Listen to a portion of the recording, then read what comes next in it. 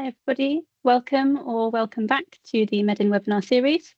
The general theme of this month's webinar is around data publishing and citation. So we have Chloe from the UK Archive for Marine Species and Habitats Data, who's going to be talking to us about the tools, standards and processes for archiving and publishing marine biodiversity data. And then we have James from the British Oceanographic Data Centre to talk about digital object identifiers and citations and how MEDIN and the marine community can make use of them. There'll be time at the end of each presentation for questions, so please feel free to drop your thoughts and questions into the Q&A as we go, and upvote other people's questions as usual. With that, I will hand over to our first speaker. Over to you, Chloe.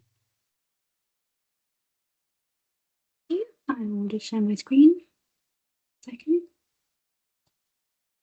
There we go, so you should be able to see that now. So hi everyone, I'm Chloe. I work for DASSH and I'll be talking about how we archive and publish marine biodiversity data, and I'll be going through our tools, standards and our processes. So for anyone that isn't aware, DASSH is a UK Archive for Marine Species and Habitats Data. We are also the MEDIN Data Archive Centre for Marine Biodiversity Data and the UK node of OBIS. And we're one of the UK partners of iNaturalist and a Quartra Seal accredited Data Archive Centre and a member of the World Data System. So we're a small team of 8 people based at the Marine Biological Association in Plymouth in the UK. And our work includes facilitating the sharing of data from citizen science, research and industry to national and international systems. This can include data submitted by individuals or from whole projects. We also provide a range of tools and services, and I'll go into those in a bit more detail in a minute. And we promote best practice by publishing data in standard formats with discovery metadata that adheres to international metadata standards. And we also provide support and training resources to help make data more fair, so findable, accessible, interoperable and reusable. So these are a list of our tools. You can find more information about them on our website. So the URL's just at the top of the screen there. So we've got our DASSH mapper, an image submission tool, a MEDIN guideline validator. We provide support with the MEDIN metadata editor through a metadata help desk. We have our IPT, the plankton lifeform extraction tool, CPR plank tag upload, our GS server and a citizen science best practice guidance tool. So I'll go into a bit more detail about some of these. So this is the DASSH mapper. You can search by a variety of fields to see the records held by DASSH. For example, here I've searched for a Chinese mitten crab. The records are all shown on the map, so they're grouped into clusters, and the more you zoom in, then you can see the individual points for each record. And then if you click on the record, you'll see some very basic metadata at the top, for example, which survey it came from. And you can also filter these by using a bounding box if you only wanted to get the results for one area. If you scroll down, you then get the records also as a list with a bit more metadata about each one. And then there is a link to the MEDIN metadata record for each survey as well. So this is an example of that top result. If you scroll all the way down to the bottom of the results as well, you can export them all as a CSV, and that would look something like this with all the information in one place.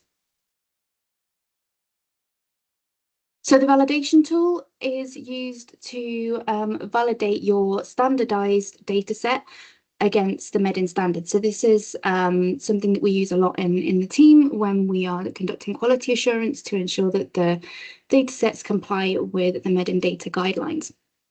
But it's a tool that anyone can use. You basically choose your file, so your data set that you standardize into the MEDIN data guideline, and then it will give you some feedback and guidance for corrections if these are necessary. So for example, ensuring that all the mandatory fields are completed and checking that any standardized formats are adhered to and you've used the right controlled vocabularies. Worth noting that this is for just the biodiversity data guidelines. We have our image submission tool as well that allows users to upload and submit images of marine species and habitats, and it integrates them into those marine biodiversity datasets. So this is something that we will tend to do right at the end of a process. So once we're happy with the dataset and checking that we've already checked that it complies with the guidelines, we will then upload the images that are associated with that dataset, and it will all be linked together through the IDs. We have our DASSH IPT as well, which enables the publication and sharing of marine biodiversity datasets through global networks like GBIF, which is the Global Biodiversity Information Facility. Users can upload and format the datasets for publication, ensuring compliance with metadata standards and also facilitating integration into biodiversity repositories. The Plankton Lifeform Extraction tool is a tool that classifies plankton data into functional lifeform categories based on ecological traits. So this can transform complicated plankton datasets into actionable insights. So users input their plankton data and the tool applies a trait-based algorithm to group them into lifeforms, and then you have options as well to visualize the data. This requires a specific format to be followed, so this is why we mentioned to submit data to PLET, to contact our inquiries email, and then we go from there. We also have the GeoServer, which is a web-based mapping service that enables access to geospatial datasets related to seabed habitats and species. And we have our Citizen Science Best Practice tool, which provides guidance to users and creators of citizen science, depending on what stage in the data lifecycle they're at, to help them increase the quality of their data and make sure that it's as fair as possible. This is our general data submission, ingestion, and publication process. So it starts with an initial communication. Usually that will come via email, but it can also come via a phone call or sometimes through just casual conversations at things like conferences. We will guide the data provider through the initial steps. So the signing of a permissions form where they can specify what the access and reuse conditions for their data set will be, if there are any embargo periods, the license that needs to be applied, or if there's any commercial sensitivity with their data set. Then once they have signed the form, they will need to submit their data set in the MEDIN data guideline format. So this is one of the requirements that DASSH has, that we will quality assure the data sets and publish them free of charge as long as they are submitted in the MEDIN data guideline format. And we provide help with this, so there'll often be a bit of back and forth with the data provider to make sure that they're happy with how to do that. And then we will archive the data set and begin the quality assurance process. So one of the data officers will pick up this data set and they will check the final data set against the standards, so making sure that they're all in the right format, the correct control vocabularies are used, and also cross-checking it with any raw data that we might have from the original data provider. So these can be things like shape files or reports or articles that might give us a bit more information for us to cross-check that the information has been added correctly and that we're not missing anything. Then they will pass that on to another data officer who will do a second quality assurance to make sure that nothing was missed. And along this quality assurance process, they will keep an audit trail of everything that has been changed along the way in case we need to ever go back and check anything. Once those are done, then a draft DOI is created, so a digital object identifier is created. And the discovery metadata record is also quality assured to make sure that it aligns with everything we have in the data set. So, for example, making sure that the data set, the dates line up, that the titles match, and that sort of thing. Once these are done, they are assigned then to myself as data manager or to the senior data officer to sign off the data set to make sure that everything looks right before it is then ingested into the database. Once it's ingested and put onto the IPT, so once it's ingested and made available for harvesting, we also then finalize the metadata record and the DOI and publish those to make sure that the data set is now findable and accessible. So we might also sometimes have multidisciplinary data sets. So, for example, if a data set or a project includes more than one data type, so it could be a combination of biodiversity data and oceanography data, So it will be best to archive the component datasets in the Data Archive Centre that's responsible for that type of data. We would use a multidisciplinary data form to ensure that the metadata records for each component part of it are linked together via an overarching series metadata record. And then once DASSH gets the biodiversity part of that multidisciplinary data set, then it would go through the same process as the rest of the data sets do.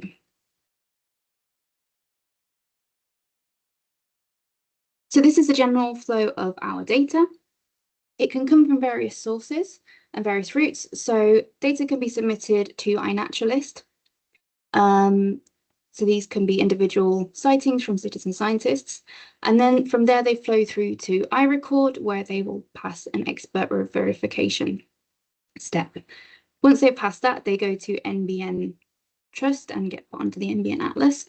And any marine records from NBN get sent to DASSH so that we have those marine biodiversity records for the UK. Then the marine records that are in DASSH get put onto our IPT, so the Integrated Publishing Toolkit, and are converted to the standard Darwin core format so that they can then be harvested by various data aggregators. So it could be GBIF, OBIS, EUROBIS, and EMODnet. The other route is, as I mentioned before, data sets that are submitted directly to DASSH via email or through another form of communication, and then they're submitted in the MEDIN data guideline format, go through that QA process and get published, and also at the final step they will get converted to Darwin core so they can be put on the IPT ready for harvesting. So you can see here the various different routes that the data takes. And then for each data set we also have that discovery metadata record that is created and put on the MEDIN portal. But all of this is only possible thanks to data standardization.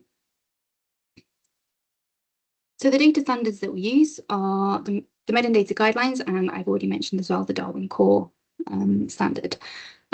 So yeah, the submissions need to be made in the MEDIN data guideline format, which allows us to publish data that users can understand straight away, because it has a lot of metadata associated with it, and it has standard formats and guidance as to what to put in each field. So they shouldn't need to contact the data provider to understand the data or reformat it. Data sets that are in the MEDIN data guideline format can also be easily converted to Darwin core archive during the ingestion script through a script. So records can be shared on a variety of platforms after ingestion. So I'll go through the MEDIN data guidelines first. So they can be found on the MEDIN website, and if you haven't seen this before, so they're split by theme. So we've got all the different themes here: bathymetry, oceanography, geology, and the ones that we use in DASSH are the marine biodiversity ones. And then within each one of those, they are split by survey type. So this is just a screenshot from the general metadata form. So this is what it looks like. It's an Excel template that you would add your information to each field. And for example, the general metadata form will include things like the whole survey information. So the survey name, who owns it, what the access conditions are, the general dates for the whole data set. And for every form, there is an accompanying guidance form, which will explain what needs to go in each field to help simplify the process a bit.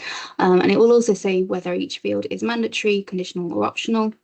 I'll give some examples and give recommended formats if there are any.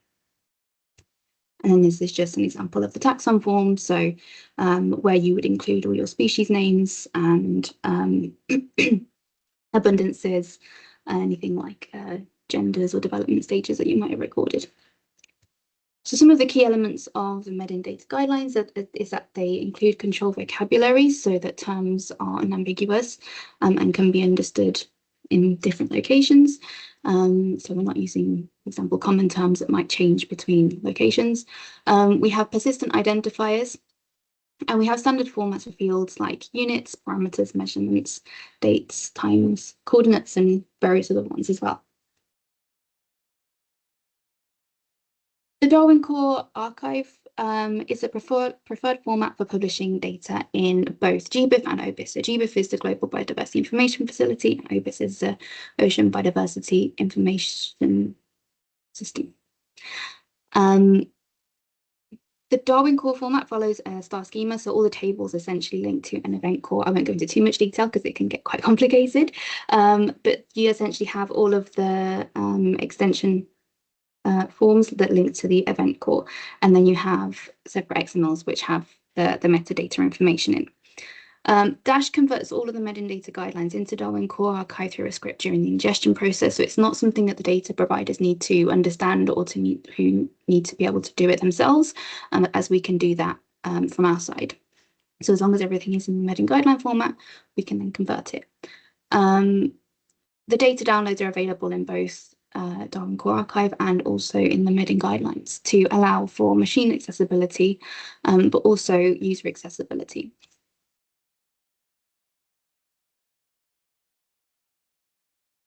We also have the metadata standards. So for every data set that is published, a discovery metadata record is created, and this includes information to understand the data set as a whole. So for example, the title, who created it, who owns it, access and reuse conditions, but it won't include the actual data in that record. It will just include the link to the data and the DOI.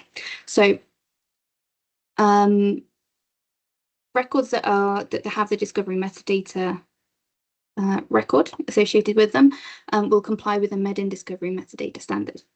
This standard also complies with UK Gemini, with EU Inspire, and with ISO international standards. So just by complying with the MEDIN standard, we're also complying with all these other international standards as well.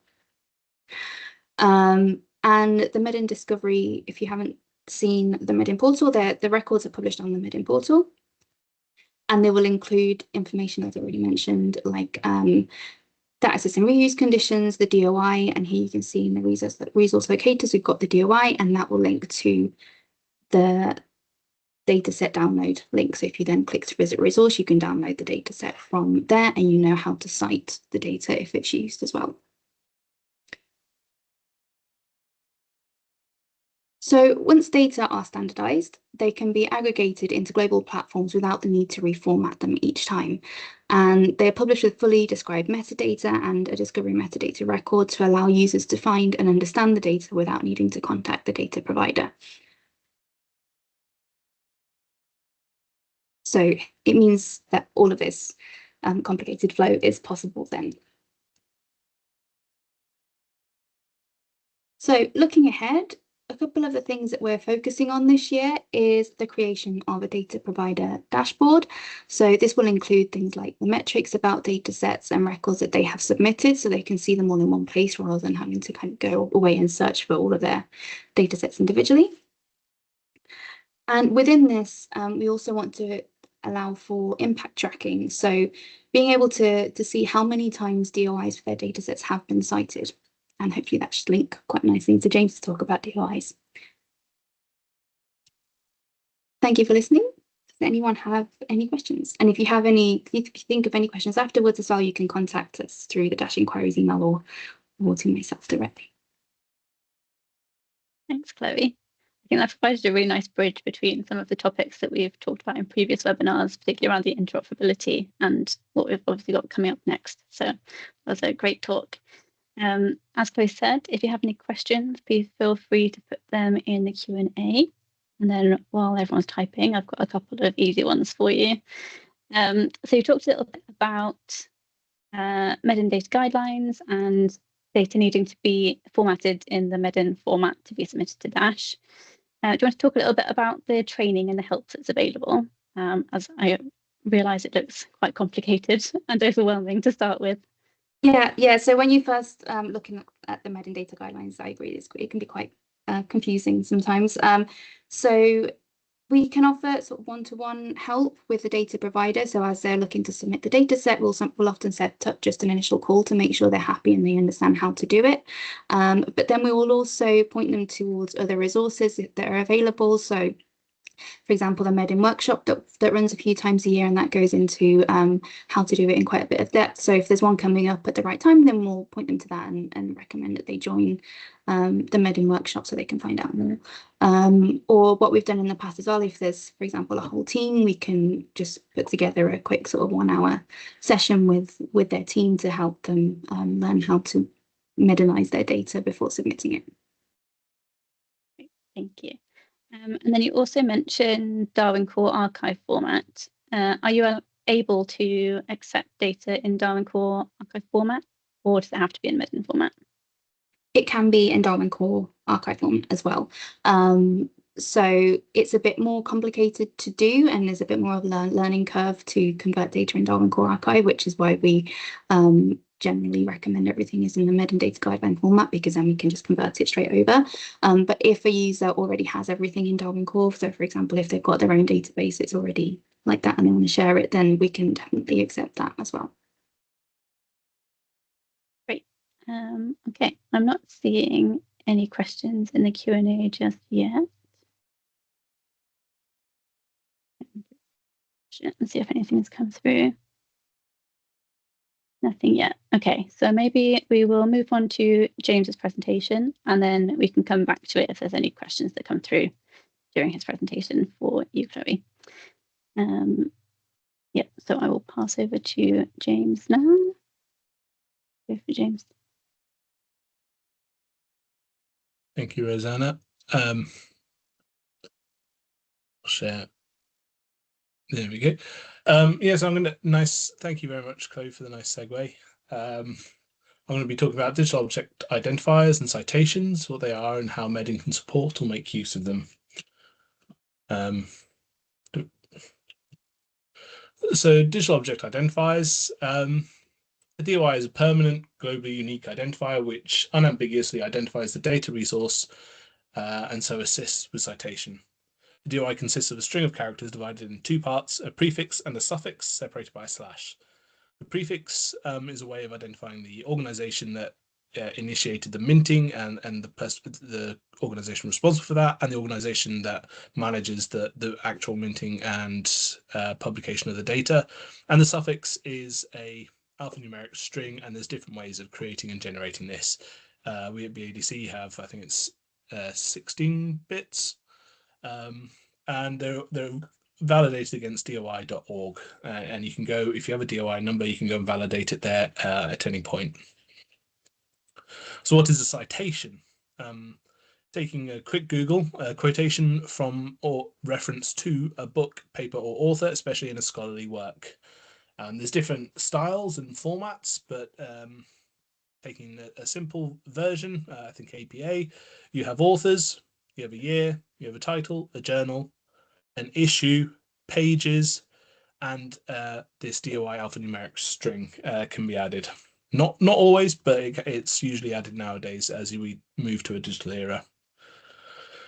In terms of citation, going to DataCite, who we use to mint our DOIs, and using their generator, the DOI generator, you have authors, year, title, publisher, version, resource type, and DOI. I think I've put some of those in the wrong order. I apologize. Why have a citation? Data citation is important because it facilitates access, transparency, and reproducibility, reuse, credit for researchers, and visibility for the repositories that share data. And these are the key points that I think are in that statement: access, transparency, reproducibility, reuse, credit, and visibility. Taking access and visibility, a DOI does not directly give you access to data. It just tells you where you can get the data. It tells you how you might be able to access it.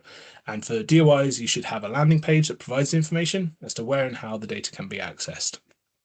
Typically, you will be able to access the data there, but not always. Visibility, having that landing page is visibility, a designated landing page dedicated to that data set, and typically is registered with DataCite and searchable. I have a few comments on that later on as well. Reuse. This landing page informing users of a location and how to access the data. typically will have a license as to how you should reuse the data, but it allows people to actually get to the data by signposting it. Transparency, allowing users to see where the data actually are, not in a drawer or on a hard drive somewhere. And allowing traceability, allowing others to trace the source of where the data were then taken, using that DOI as a tracking. And this very much works with MEDIN, measure once, use many times. Traceability and transparency allows users of data to identify and signpost the data they used, and the openness to the availability of the metadata and the data. The traceability, tracking data use, provenance of the source of the data used. And this is, for those who are familiar with MEDIN, very much in this video that MEDIN provided, a common theme. So it really supports some of the underpinning elements for MEDIN. DOIs and credit. So this is credit as actually contributing, how the authorship of those contributing allows the attribution of credit. So they've done the hard work. How do they get that credit? How do they get that acknowledgement of the work that they've done, which typically hasn't been given to data historically? And with this, you have traceability, tracking use of the work, transparency, supporting a user's work, and impact. You should be able to, Chloe alluded to this, be able to actually see where those data have been used and seeing the impact of the data generated.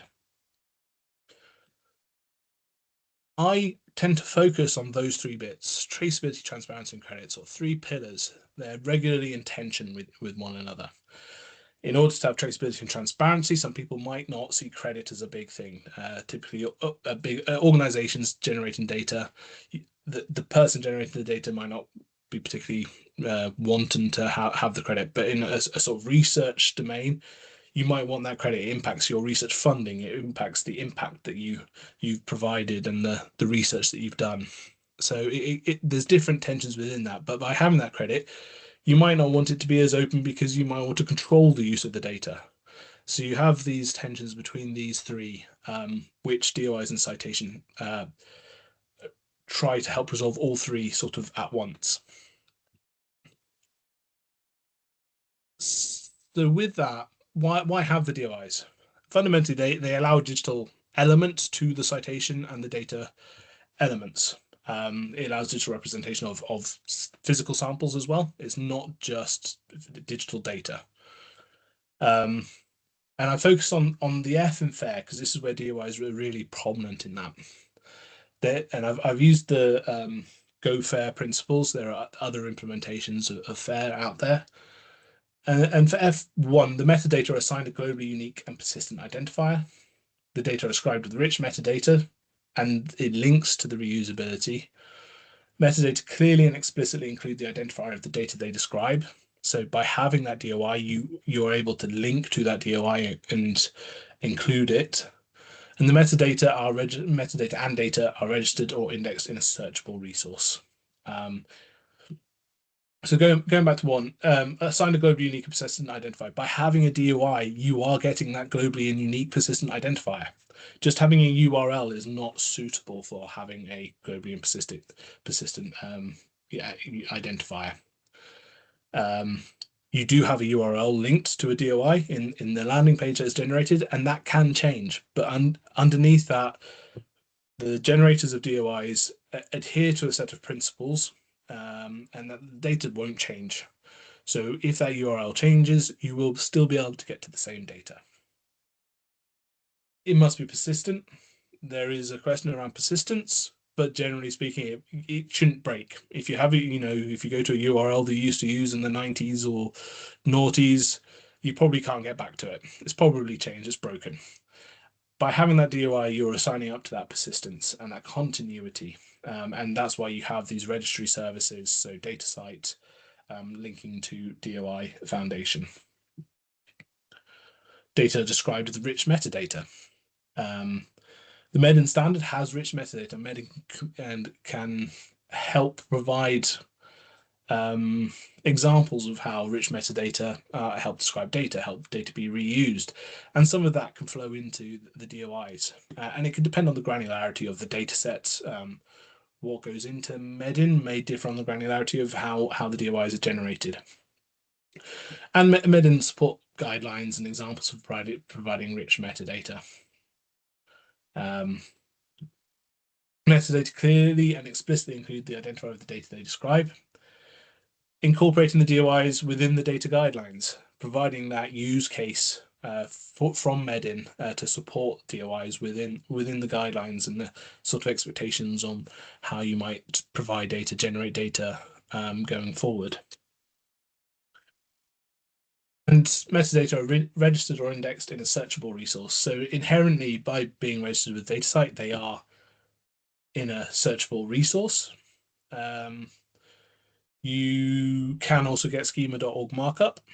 And on the landing pages, I know a few DACs mark up their landing pages with schema.org, which means that Google can go and harvest it, and it is then searchable in Google. And with AI, you've got enhancements to schema.org, such as Croissant ML, which then makes the data more AI ready. So you are then adhering to the findable. So these DOIs really are part of the findable context. And that then feeds into the accessibility, interoperability, and reusability in and of themselves. So I have DOIs, traceability and transparency. I screen grabbed this this week, and it's now 16 years since ClimateGate, and robust, transparent, traceable science. So within ClimateGate, it was cleaning data, tidying data.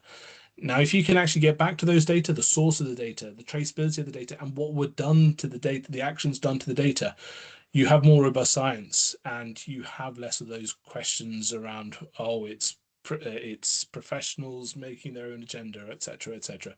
You have that reproducibility and transparency within the work that you are doing. Credit. Often you get people questioning, why should I share my data? Now, with the DOIs, you should be able to help support and provide data. What did they do with the data? You should be able to say where the data were used, what people did with the data, where are the data. If you have a DOI, it points to where the data are. Are the data suitable?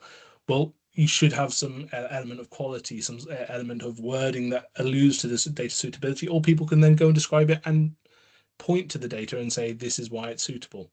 So there are a number of ways in which credit and making data available supports the credit emphasis and why people should release their data. And again, I point to the MEDIN video, because this theme sort of comes up as to, well, why should I share it? I don't know who you are. Why should you get the data? And actually turning it around and giving people credit, it encourages people to share their data as well. And on top of the sort of ClimateGate example, you've got reuse. Frontiers recently released a data management tool, and in it they claim 90% of science is lost. So the data are lost from journals. Very big, bold statement, but it's nothing new. Vine et al. In 2014, they gave the odds of a data set being reported as excellent fell by 17% per year. So if you don't get the data within the first couple of years, it's going to quickly start not being available. That was back in 2014. According to Frontiers, things haven't changed much. And again, going back to how MEDIN can support this, in the MEDIN 2024 report, we had a look at the data accessible using digital object identifiers, and you can see the percentage is quite low there, and how that feeds into MEDIN, and how MEDIN can support that will be fruitful in the future, finding that impact of the data, where the data have gone, tracking the data, and having DOIs on these data sets helps support that and helps to make them fair, and adhering to some of the goals MEDIN has. Ultimately, you're going to have to get people citing the data. Getting users to cite the data allows the traceability. And there was a paper last year by Shelley Stahl at AGU, highlighting that data are not being cited in data journals. So there's a lot of work here. It also allows the transparency of what data did they use for their science, and what were the repercussions. You have the ability to give credit, again, this idea of credit, but it's not just to the owners of the data, it's also the data collectors, the generators, the providers, the engineers, the lab assistants. It should be those that have helped to provide that element of data that supports the research, not just those doing the research. You also have a need for data to be suitable, an element of quality check. You don't just want a data dump. A rubbish in, rubbish out. So MEDIN guidelines can really help support this by having good quality standards, guidelines, what the expectations are, can help make these data, once they do have that DOI, having the actual underpinning data fair as well, having the structure there to help interpret the data, to reuse the data and understand the data is important. And again, that's where MEDIN really plays a really good big role. And tracking impact.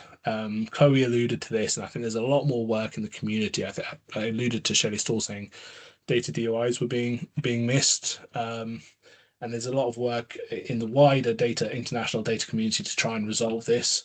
And across the NERC EDS, we've done some work, and we implement this on our landing pages at BODC, where you can actually see there are 3 citations on one of our data sets, and over 1,128 views. Now, everyone interprets views differently, and it's really hard to determine whether it was one person 1,000 times or 1,000 people one time.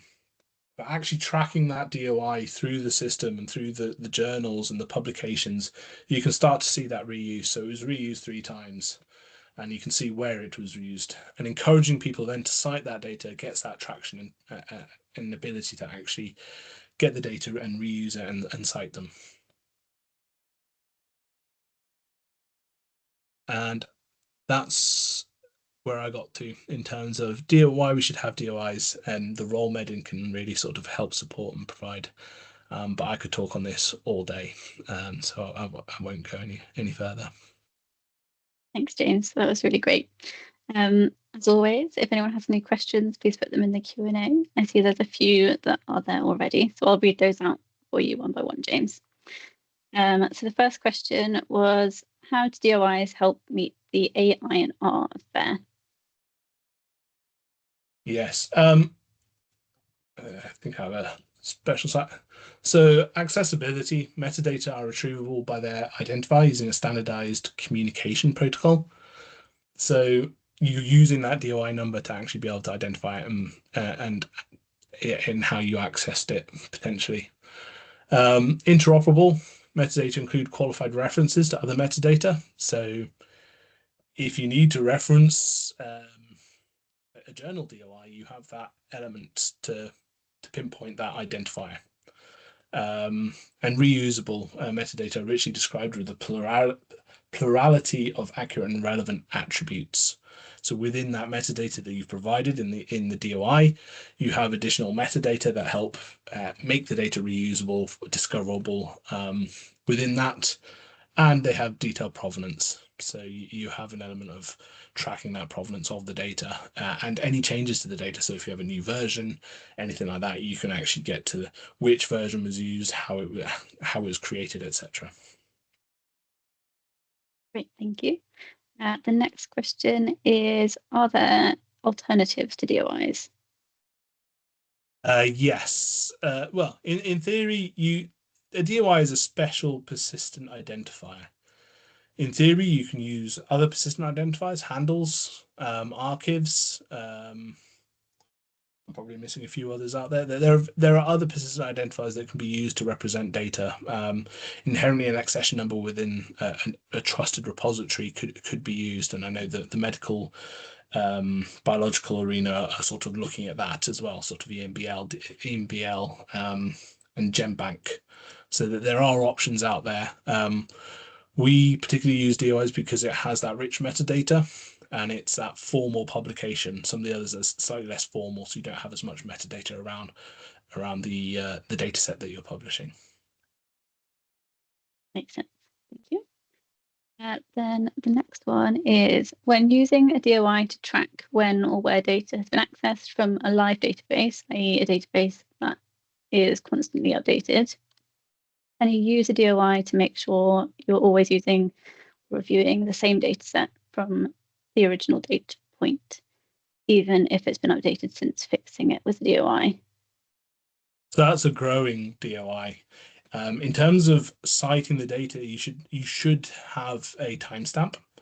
There are examples where they use hashes to sort of define the data that they've published. So something like Argo have hashes, so you can sort of timestamp when a growing DOI was the version that you use. It's effectively a form of version.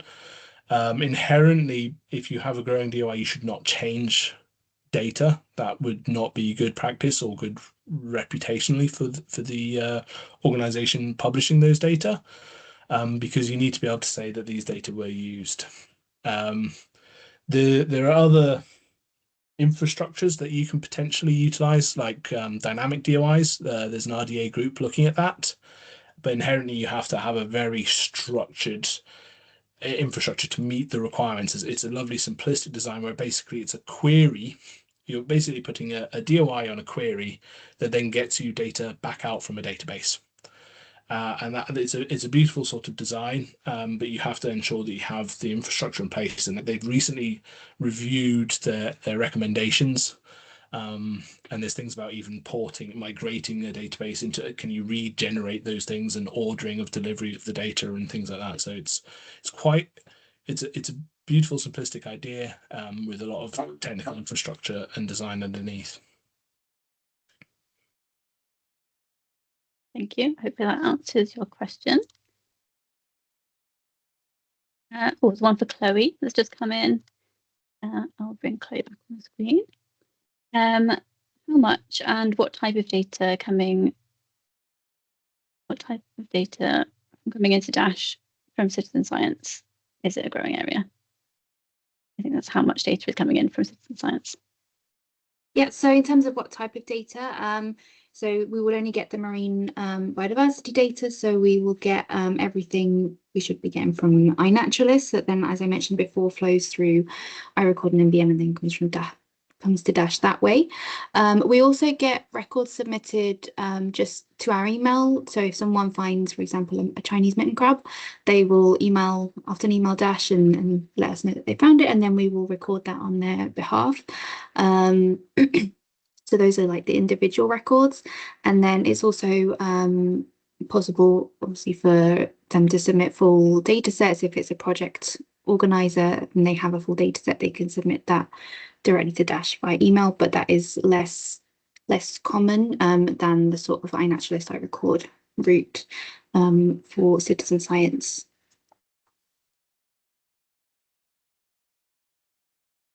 Thank you.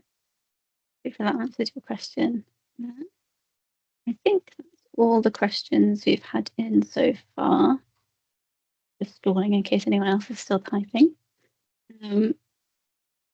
Refresh once more, just in case. Okay. So I want to wish our presenters today a massive thank you. So thanks, Chloe and James, and to everyone that's come along and asked questions. Any questions that come up afterwards, again, feel free to send them to Q&A. I think the Q&A stays open, or send us an email and we will answer any questions that come through. So coming up next on the 20th of November, so next Thursday, we have a one-day data management workshop, and this will be primarily in person at the Marine Alliance for Science and Technology in Scotland's annual science meeting in Glasgow. So you can get tickets from the MAST's ASM website, but we're also allowing online participation. So you can scan the QR code in the bottom right there to register to attend online. It's slightly different to our usual online workshops. Although we cover a lot of the same information, it's tailored particularly to researchers and students to cover data management planning, searching for controlled vocabulary terms, using the MEDIN data guidelines, and creating MEDIN compliant discovery metadata. And we also have a guest speaker from the Crown Estate Scotland to talk about industry data. And then on the 10th of December is our next webinar, which is about ocean data at scale. So that's autonomous data management and high volume archiving at the British Oceanographic Data Centre. And then finally, as always, if you have any feedback about this session or the webinar series as a whole, please fill out the feedback survey. It's really useful, particularly as we only have a couple of webinars left in the series. I've seen some suggestions in the feedback so far for topics that would be useful to cover in future training sessions, so we can try to pursue those if anyone has anything else that they would like us to cover. So looking for Q&As again, nothing there, good. Thank you again for coming. I hope you enjoyed the session and learned something new. Have a great rest of your day, and hopefully we'll see you again next time.